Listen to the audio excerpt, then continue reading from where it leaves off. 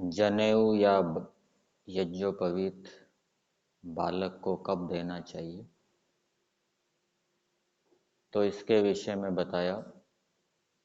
उपनयन संस्कार के बाद बालक को जनेऊ दिया जाता है। उपनयन संस्कार कब करें, तो इस विषय में महर्षि दयानंद जी ने अपने ग्रंथ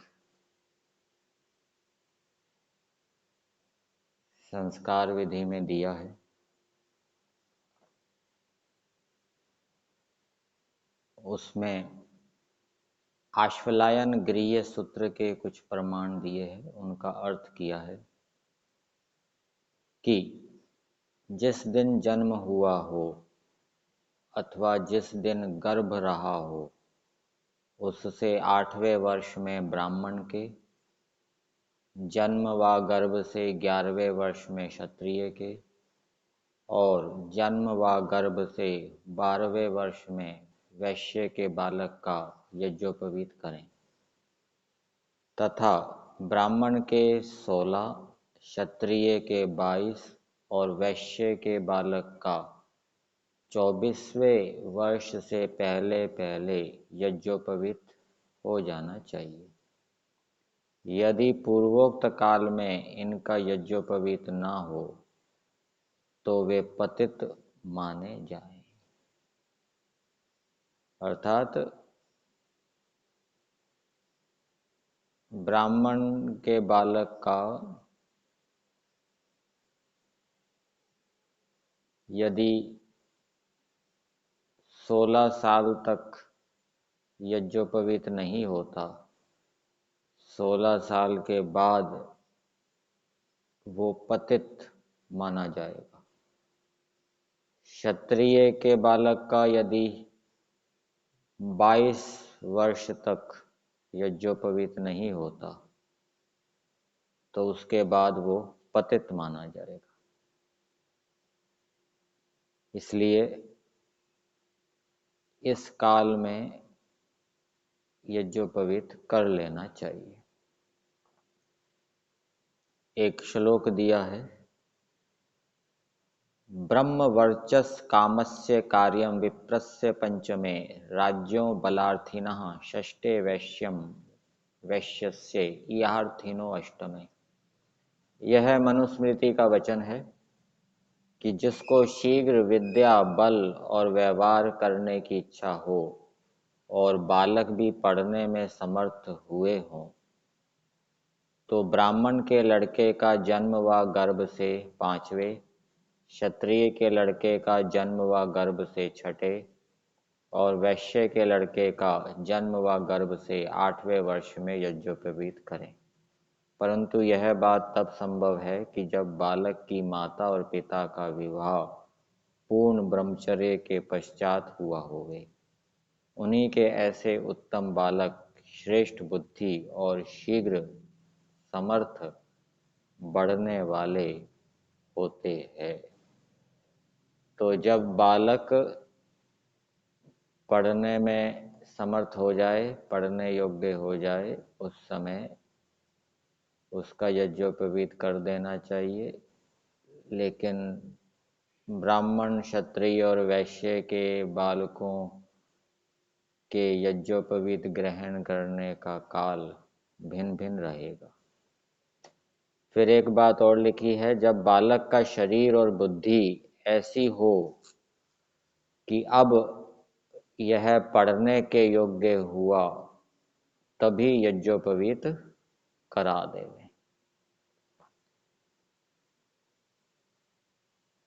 अब यज्ञोपवीत कराना है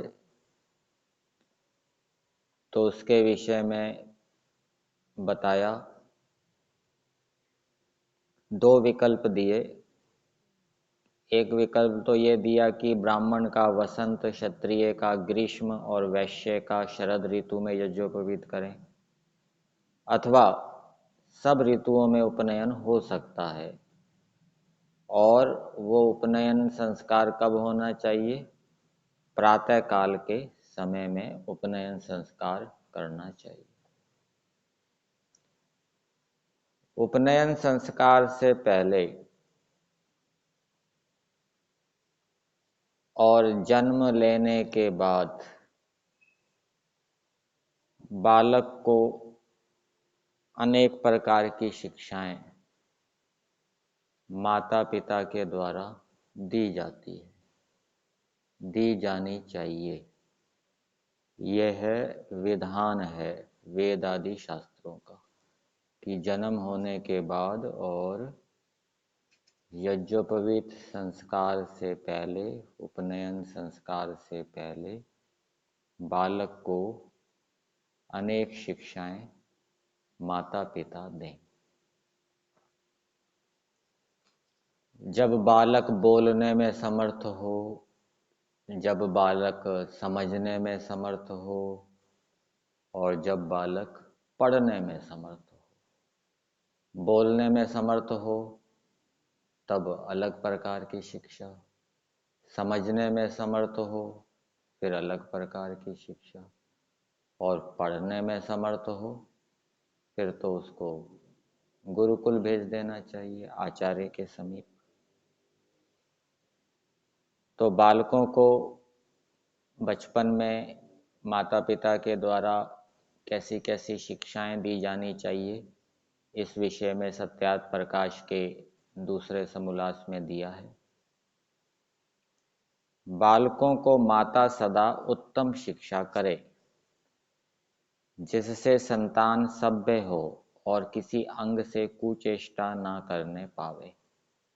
जब बोलने लगे तब उसकी माता बालक की जीवा जिस प्रकार कोमल होकर स्पष्ट उच्चारण कर सके वैसा उपाय करे कि जो जिस वर्ण का स्थान प्रयत्न अर्थात जैसे प, इसका ओष्ठ स्थान और स्पृष्ट प्रयत्न दोनों ओष्ठों को मिलाकर बोलना, ह्रस्व दीर्घ प्लुत अक्षरों को ठीक ठीक बोल सकना, मधुर गंभीर सुंदर स्वर अक्षर मात्रा पद वाक्य संहिता अवसान भिन्न भिन्न श्रवण होवे। जब वह कुछ कुछ बोलने और समझने लगे तब सुंदर वाणी और बड़े छोटे मान्य पिता माता राजा विद्वान आदि से भाषण, उनसे वर्तमान और उनके पास बैठने आदि की भी शिक्षा करें, जिससे कहीं उनका अयोग्य व्यवहार न हो के सर्वत्र प्रतिष्ठा हुआ करे। जैसे संतान जितेंद्रिय विद्या प्रिय और सत्संग में रुचि करे वैसा प्रयत्न करते रहें। व्यर्थ क्रीड़ा रोदन अर्थात रोना हंसना लड़ाई हर्ष शोक किसी पदार्थ में लोलुपता ईर्ष्या द्वेष आदि ना करें। उपस्थेंद्रिय अर्थात शिशन इंद्रिय के स्पर्श और मर्दन से वीर्य की क्षीणता नपुंसकता होती और हाथ में दुर्गंध भी होता है, इससे उसका स्पर्श ना करें। सदा सत्य भाषण शौर्य धैर्य प्रसन्न वदन आदि गुणों की प्राप्ति जिस प्रकार हो करावें। फिर आगे दिया, जब 5-5 वर्ष के लड़का लड़की हों तब देवनागरी अक्षरों का अभ्यास करावें, अन्य देशीय भाषाओं के अक्षरों का भी। उसके पश्चात जिनसे अच्छी शिक्षा विद्या धर्म परमेश्वर माता पिता आचार्य विद्वान अतिथि राजा प्रजा कुटुंब बंधु भगिनी भृत्य आदि से कैसे कैसे वर्तना, इन बातों के मंत्र श्लोक सूत्र गद्य पद्य भी अर्थ सहित कंठस्थ करावे, जिनसे संतान किसी धूर्त के बहकावे में न आवे, और जो जो विद्या धर्म विरुद्ध भ्रांति जाल में गिराने वाले व्यवहार हैं उनका भी उपदेश कर दें, जिससे भूत प्रेत आदि मिथ्या बातों का विश्वास ना हो। भूत प्रेत जन्मपत्री रसायन मारण मोहन उच्चाटन वशीकरण आदि जो बातें हैं वो मिथ्या बातें हैं, इत्यादि मिथ्या बातों का उपदेश बाल्यावस्था ही में संतानों के हृदय में डाल दें कि जिससे स्व संतान किसी के भ्रम जाल में पड़ के दुख ना पावे। ये बातें कब होगी? ये उपनयन संस्कार से पहले ये सभी बातें बालक को सिखाई जाएगी, बताई जाएगी, और फिर उपनयन संस्कार में यज्ञोपवीत देकर बालक को गुरुकुल में आचार्य के पास भेज दिया जाएगा। और भी बातें उपनयन संस्कार से पहले बतानी चाहिए। वीर्य की रक्षा में आनंद और नाश करने में दुख प्राप्ति भी जना देनी चाहिए। देखो कितनी छोटी अवस्था में ये बात बता देनी चाहिए। नहीं तो आजकल तो 20-22 साल के बाद समझ में आती है, बात सुनने में आती है। जैसे देखो, जिसके शरीर में सुरक्षित वीर्य रहता है तब उसको आरोग्य, बुद्धि, बल, पराक्रम बढ़ के बहुत सुख की प्राप्ति होती है।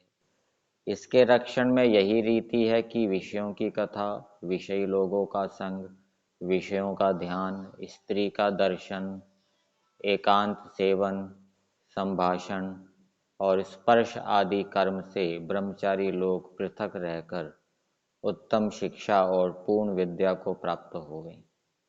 जिसके शरीर में वीर्य नहीं होता वह नपुंसक, महाकुलक्षणी, और जिसको परमेय रोग होता है वह दुर्बल, निस्तेज, निर्बुद्धि, उत्साह, साहस, धैर्य, बल, पराक्रम आदि गुणों से रहित होकर नष्ट हो जाता है। जो तुम लोग सुशिक्षा और विद्या के ग्रहण, वीर्य की रक्षा करने में इस समय चूकोगे तो पुनः इस जन्म में तुमको यह अमूल्य समय प्राप्त नहीं हो सकेगा। जब तक हम लोग यह भी बताएं माता पिता अपने बच्चों को कि जब तक हम लोग घर के कामों के करने वाले जीते हैं तभी तक तुमको विद्या ग्रहण और शरीर का बल बढ़ाना चाहिए। इसी प्रकार की अन्य अन्य शिक्षा भी माता और पिता करें। फिर और भी बताया, जैसी अन्य शिक्षा की वैसे चोरी, जारी, आलस्य, प्रमाद, मादक द्रव्य, मिथ्या भाषण, हिंसा, क्रूरता, ईर्ष्या, द्वेष, मोह आदि दोषों के छोड़ने और सत्याचार के ग्रहण करने की शिक्षा करें। क्योंकि जिस पुरुष ने जिसके सामने एक बार चोरी, जारी, मिथ्या भाषण आदि कर्म किया उसकी प्रतिष्ठा उसके सामने मृत्यु पर्यंत नहीं होती। जैसी हानि प्रतिज्ञा मिथ्या करने वाले की होती है वैसी अन्य किसी की नहीं। ये सब बातें कब बतानी है? उपनयन संस्कार से पहले, यज्ञोपवीत देने से पहले। फिर गुरुकुल में जाएगा तो वहां आचार्य उसको और बातें बताएगा।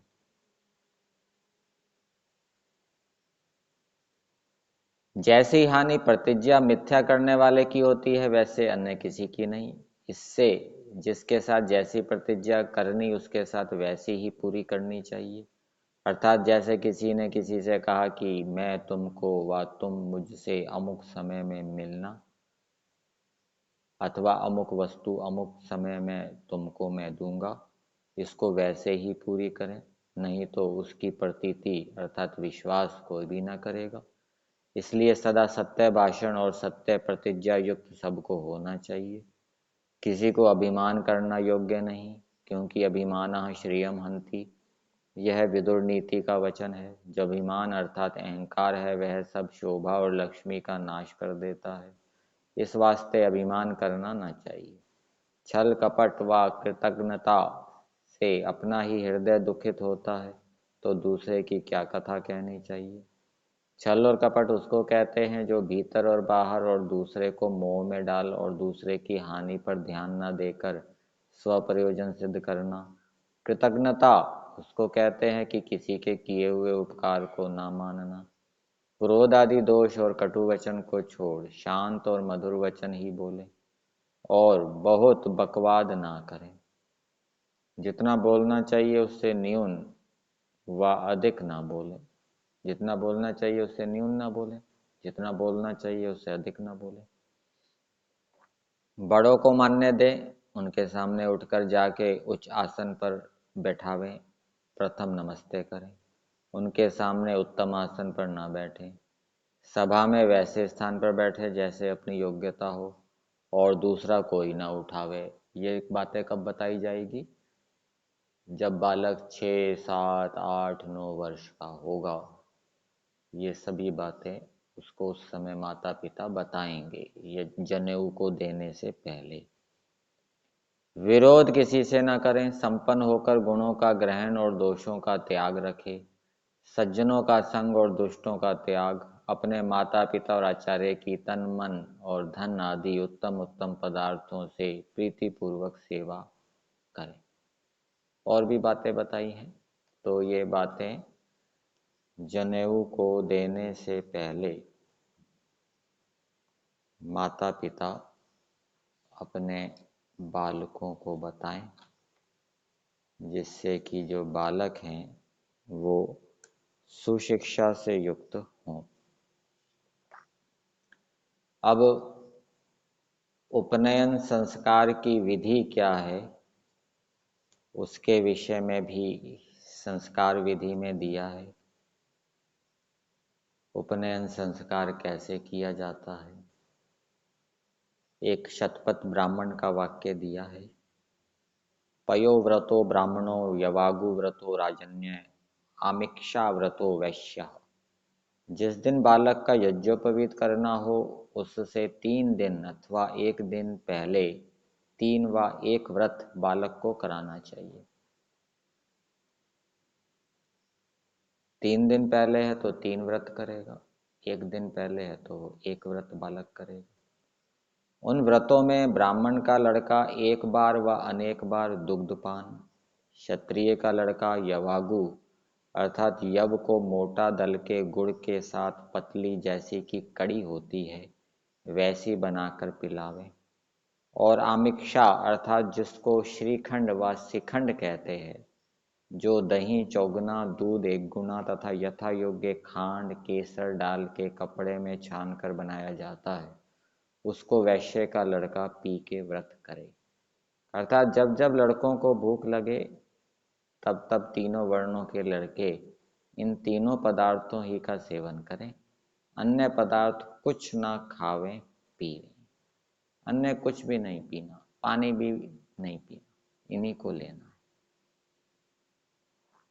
फिर आगे विधि दी है। अब जिस दिन उपनयन करना हो उसके पहले दिन में सब सामग्री इकट्ठी कर याथा तथ्य शोधन आदि कर लेवे। सामग्री अर्थात यज्ञ की सामग्री समझनी चाहिए। और उस दिन सब कुंड के समीप सामग्री धर, कुंड मतलब हवन कुंड, यज्ञ कुंड जिसके अंदर यज्ञ किया जाता है, सामग्री धर प्रातःकाल बालक का शौर करा। तो प्रातःकाल बालक का बाल भी सारे काटने चाहिए, शुद्ध जल से उसको स्नान कराना चाहिए, उत्तम वस्त्र पहनाने चाहिए। यज्ञ मंडप में पिता व आचार्य बालक को मिष्टान आदि का भोजन करा के वेदी के पश्चिम भाग में, तो पहले बालक को भोजन भी कराना है मिष्टान आदि का, और मिष्टान आदि का भोजन करके फिर उसको वेदी के पश्चिम भाग में, वेदी मतलब यज्ञ वेदी के पश्चिम भाग में सुंदर आसन पर पूर्वाभिमुख बैठावे, और बालक का पिता ऋत्विक लोग भी पूर्वोक्त प्रकार अपने आसन पर बैठ यथावत आचमन आदि क्रिया करें। पश्चात कार्यकर्ता बालक के मुख से ब्रह्मचर्यम आगाम ब्रह्मचारी असानी ये वचन बुलवा के फिर आचार्य या पिता एक मंत्र को बोले, ओम येनेन्द्रायम बृहस्पतिर्वासः पर्यददात अमृतम तेन त्वा परिदधामि आयुषे दीर्घायुत्वाय बलाय वर्चसे। तो इस मंत्र को बोल के बालक को पिता अथवा आचार्य सुंदर वस्त्र और उपवस्त्र पहनावे। पश्चात बालक आचार्य के सम्मुख बैठे और यज्ञोपवीत हाथ में लेके पिता के सम्मुख भी बैठेगा। यदि घर में यज्ञोपवीत दिया जा रहा है तो बालक पिता के सामने बैठेगा, और यदि यज्ञोपवीत गुरुकुल में दिया जा रहा है तो वो आचार्य के समीप बैठेगा। और ये बात भी लिखी है सत्यार्थ प्रकाश के तीसरे समोल्लास में कि प्रथम बालक का यज्ञोपवीत घर में होना चाहिए और फिर गुरुकुल में होना चाहिए। अब बालक आचार्य के सामने बैठ गया है, पिता के सामने बैठ गया है, और पिता ने, आचार्य ने यज्ञोपवीत को हाथ में ले लिया है, और हाथ में लेकर पिता अथवा आचार्य इन दो मंत्रों को बोलेंगे। मंत्र हैं ओम यज्ञोपवीतम परमं पवित्रम प्रजापतेर्यत् सहजम पुरस्तात् आयुष्यम अग्र्यम प्रतिमुंच शुभ्रम यज्ञोपवीतम बलमस्तु तेजः। ये एक मंत्र हो गया। फिर दूसरा है यज्ञोपवीतमसि यज्ञस्य त्वा यज्ञोपवीतेनोपनय्यामि। तो जब भी नया यज्ञोपवीत लिया जाता है तो इन दो मंत्रों को बोल के यज्ञोपवीत लिया जाता है अथवा दिया जाता है। अब इस मंत्र का क्या अर्थ है उसको समझने का प्रयास करेंगे। पहले मंत्र में यज्ञोपवीत के विषय में बताया गया है कि यज्ञोपवीत कैसा होता है। ओम यज्ञोपवीतम परमं पवित्रम। तो यज्ञोपवीत को, जनेऊ को परम पवित्र कहा है, क्योंकि यज्ञोपवीत लेने के बाद बालक जिन नियमों का पालन करता है उन नियमों का पालन करने से उसके अंदर परम पवित्रता की उत्पत्ति होती है। उपनयन संस्कार के समय बालक अनेक व्रत लेता है। ओम अग्ने व्रत पते व्रतम चरिष्यामि तत्ते प्रब्रवीमि तच्छकेयम तेनर्ध्यासम इदम अहम अनृतात् सत्यमुपैमि स्वाहा इदम अग्नये दन्नम। फिर वायो व्रत पते व्रतम चरिष्यामि। इन मंत्रों से वो अनेक बार व्रत लेता है। किसका व्रत लेता है? व्रत सत्य का पालन करने का, अनृत से हटकर, झूठ से हटकर सत्य के आचरण करने का वो व्रत लेता है, संकल्प लेता है। कब? उपनयन संस्कार के दौरान, जब उसने यज्ञोपवीत धारण कर लिया है, पिता ने अथवा आचार्य ने दो मंत्रों को बोलकर उसको यज्ञोपवीत पहना दिया है, उसके बाद वो यजुर्वेदी में बैठेगा। यजुर्वेदी में बैठकर वो अग्नि के अंदर आहुति देते हुए इन मंत्रों से संकल्प करेगा, और संकल्प करने के बाद वो फिर असत्य से हटने और सत्य का आचरण करने का पुरुषार्थ भी करेगा। तो इससे उसके अंदर क्या है? परम पवित्रता उत्पन्न होगी। इसलिए कहा यज्ञोपवीतम परमम पवित्रम, कि यज्ञोपवीत है जो परम पवित्रता को देने वाला है।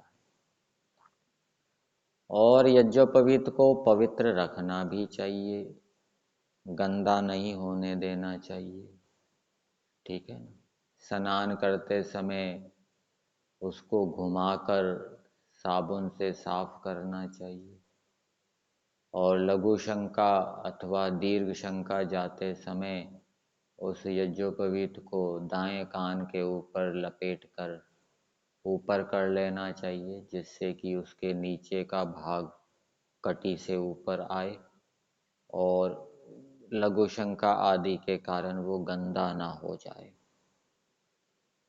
फिर आगे बताया प्रजापतेर्यत् सहजम पुरस्तात्। पुरस्तात् वो पहले से, ये जो यज्ञोपवीत की परंपरा है, ये वैदिक परंपरा है, ये पहले से चली आ रही है। और प्रजापतेर्यत् सहजम, प्रजापति जो परमेश्वर है उसके साथ ही ये क्या है उत्पन्न हुआ है। अर्थात परमेश्वर ने वेदों का ज्ञान दिया सृष्टि के प्रारंभ में, और वेदों के माध्यम से मनुष्यों को यज्ञोपवीत धारण करने का उपदेश किया। और ये जो यज्ञोपवीत है इसको धारण करने से और क्या लाभ होता है वो आगे बताया। आयुष्यम अग्रम, ये जो यज्ञोपवीत है ये आयु को देने वाला है, दीर्घ आयु को देने वाला है। अर्थात जो यज्ञोपवीत के नियमों का पालन करता है, सत्य आचरण करता है, यज्ञ आदि करता है, तो उससे उसकी आयु क्या है बढ़ती है। अग्रम, और ये जो यज्ञोपवीत है ये आगे ही आगे ले जाने वाला है, उन्नति की ओर बालक को अग्रसर करने वाला है। प्रतिमुंच शुभ्रम, तो पिता अथवा आचार्य अपने हाथ में यज्ञोपवीत लेगा, फिर उसको बालक के हाथ में दे देगा और बालक को कहेगा कि इसको अपने गर्दन के अंदर डालते हुए बाएं कंधे के ऊपर डालो। प्रतिमुंच, इसको छोड़ो। शुभ्रम, ये कैसा है निर्मल है। यज्ञोपवीतम बलमस्तु तेजः, और ये यज्ञोपवीत कैसा है बल को देने वाला है, तेज को देने वाला है, विद्या को देने वाला है। पहले भी बताया था ये जो यज्ञोपवीत है ये विद्या का प्रतीक है, ठीक है ना। तो विद्या का चिन्ह है, जिसके पास यज्ञोपवीत है अर्थात वो विद्या को पढ़ने के लिए प्रयासरत होवे। तो इस प्रकार से ये जो यज्ञोपवीत है ये विद्या को देने वाला है, बल को देने वाला है। यज्ञोपवीतम असि यज्ञस्य त्वा, अब पिता और अथवा आचार्य उस बालक को कह रहा है तू यज्ञोपवीत है, अर्थात तू यज्ञोपवीत के समान पवित्र है, इसलिए मैं तुझको यज्ञोपवीत दे रहा हूं। त्वा यज्ञोपवीतेन उपनय्यामि, मैं तेरे को यज्ञोपवीत के माध्यम से अपने समीप लाता हूं। अर्थात यज्ञोपवीत धारण करने के बाद और भी बातें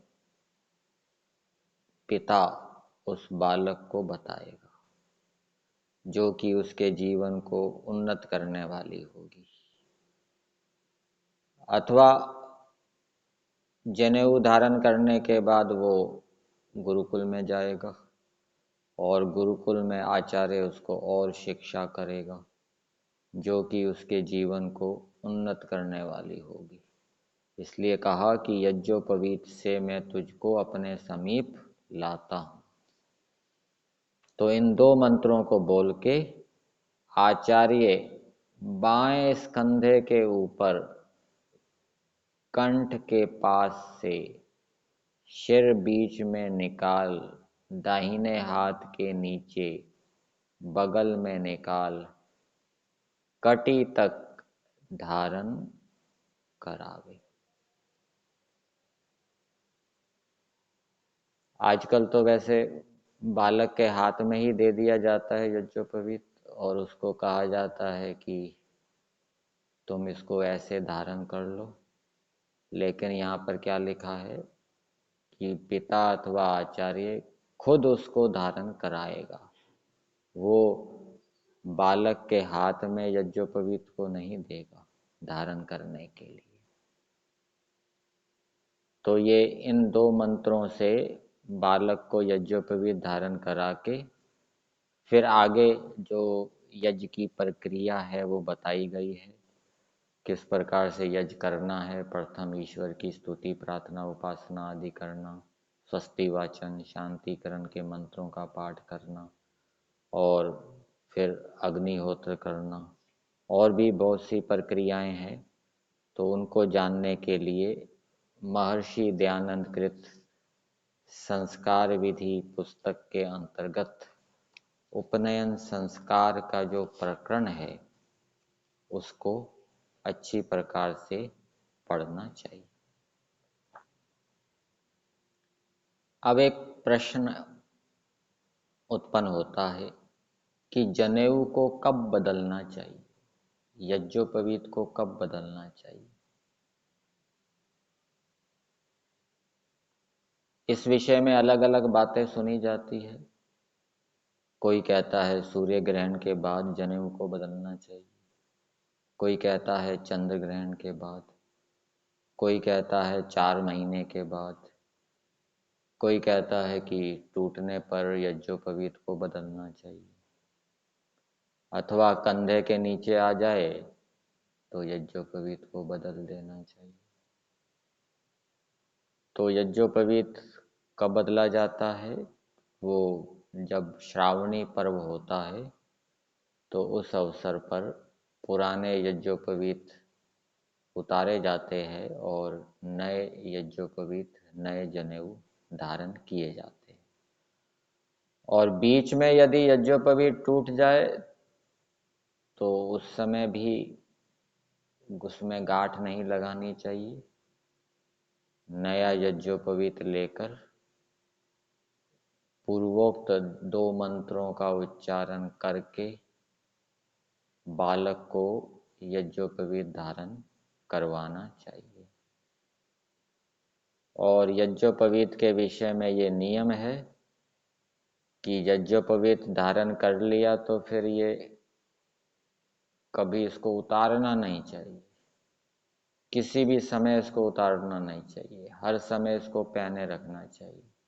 चाहे स्नान का समय हो, चाहे लघु शंका का समय हो, चाहे दीर्घ शंका का समय हो, अथवा व्यायाम का समय हो, अथवा और किसी शारीरिक कार्य को करने का समय हो, ये जनेऊ हर समय गले में रहना चाहिए, गले से नहीं उतरना चाहिए। ये नियम भी बताया जाता है। एक शंका, किसी ने कहा कि जनेऊ को धारण करने पर जो ज्ञान और अज्ञान से किए गए पाप हैं वो नष्ट हो जाते हैं। ज्ञान जानकर अथवा अनजाने से जो पाप किए हैं जनेऊ धारण करने के बाद वो नष्ट हो जाते हैं। कौन से पाप? जनेऊ धारण करने से पहले जो जानबूझकर अथवा अनजाने में पाप किए हैं वो नष्ट हो जाते हैं, अथवा जनेऊ धारण करने के बाद जो जानबूझकर अथवा अनजाने में पाप किए जाते हैं वो नष्ट हो जाते हैं। तो पहली बात, जिसने जनेऊ धारण किया है उसको तो जानबूझकर कोई पाप करना नहीं चाहिए। इसलिए पहली वाली बात यदि मानी जाए कि जनेऊ को धारण करने से पहले व्यक्ति ने, बालक ने जो पाप जानबूझकर अथवा अनजाने में किए हैं वो नष्ट हो जाते हैं, तो ये बात ठीक नहीं है। ठीक है ना? पाप कर्मों का फल तो भोगना ही पड़ेगा। अवश्यमेव भोक्तव्यम कृतम कर्म शुभाशुभम। ईश्वर की न्याय व्यवस्था से कोई बच नहीं सकता। इसलिए ये बात ठीक नहीं है कि जनेऊ धारण करने पर पहले जो जानबूझकर या अनजाने में पाप किए हैं वो नष्ट हो जाते हैं। फिर किसी ने कहा कि विधि पूर्वक जनेऊ धारण करने पर भूत प्रेत नहीं छूता। विधि पूर्वक जनेऊ धारण करने पर भूत प्रेत नहीं छूता। भूत प्रेत क्या होता है? भूत प्रेत कुछ विषैले कीड़ों को कहा जाता है, कृमियों को किया कहा जाता है, जिनके शरीर में जहर होता है, जिनके काटने से शरीर के अंदर जहर आ जाता है।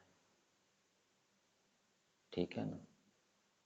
तो जो जनेऊ को धारण करेगा, तो जनेऊ को धारण करेगा, सत्य का आचरण करेगा, ईश्वर की उपासना करेगा, तो उसका शरीर बलवान होगा और भूत प्रेत उसको कुछ ही प्रकार का प्रभाव नहीं दे सकेंगे। वो स्वस्थ रहेगा, रोगी नहीं होगा। यदि ये अर्थ लिया जाए तो ठीक है। और कोई काल्पनिक भूत प्रेतों की कल्पना करे, जिनकी एड़ी आगे होती है, पंजे पीछे होते हैं, तो ऐसे तो कोई मनुष्य देहधारी भूत प्रेत हैं नहीं जो कि किसी को तंग करते हो। तो ये बात उस रूप में ठीक नहीं रहेगी।